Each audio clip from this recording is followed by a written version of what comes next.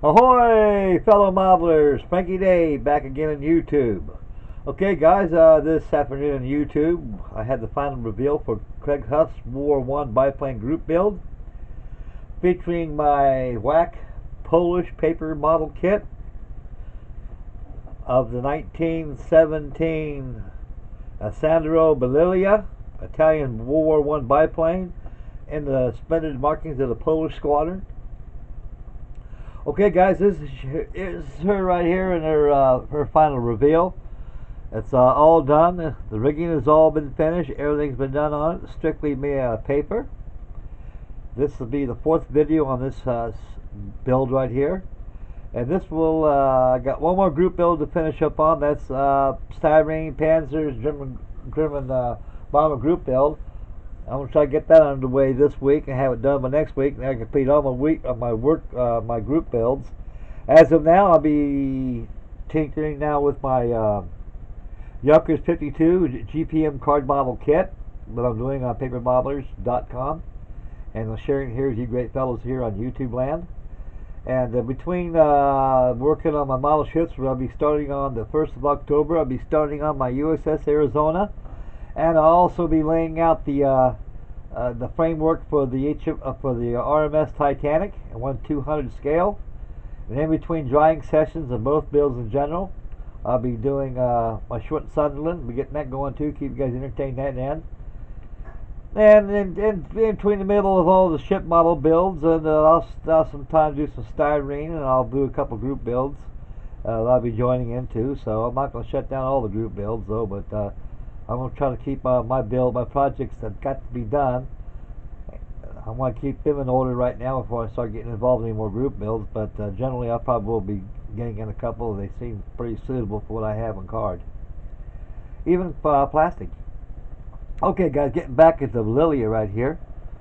Tore around a little bit on Lazy Susan right here when you guys get a pretty good look at her. One thing, folks, this is a very beautiful little airplane. It's got very small wing loading. This is an Italian built aircraft by Alessandro, and the scale of this kit is 1/33 scale, just a tad smaller than 1/32 scale. And between both scales in general, they're pretty close. I really can't tell the difference, folks, to be quite honest with you. And you can see the back side of this unusual, beautiful, striking little World War I biplane. You can see how the rigging's in place. Tip of the rigging, folks, using monofilament and a sewing thread is how it's all done right here.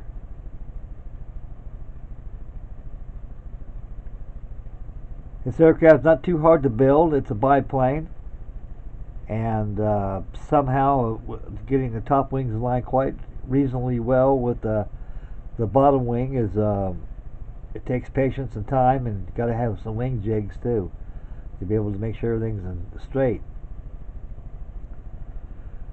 This is nothing more than just a simple card model, guys, made out of paper, dead trees, whatever they call them.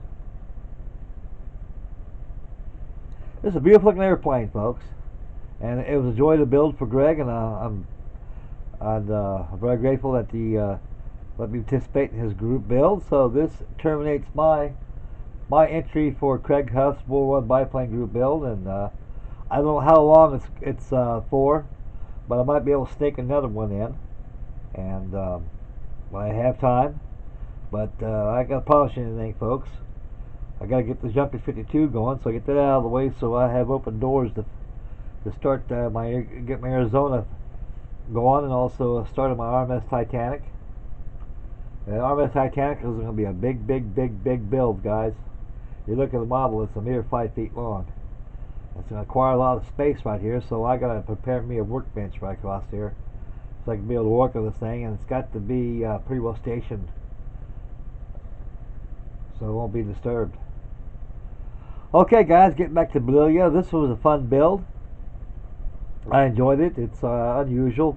You don't see very many of this type of aircraft being modeled, either in plastic or balsa wood. They're out there. Just haven't really searched the internet lately for them. And in paper form, I believe I'm the first.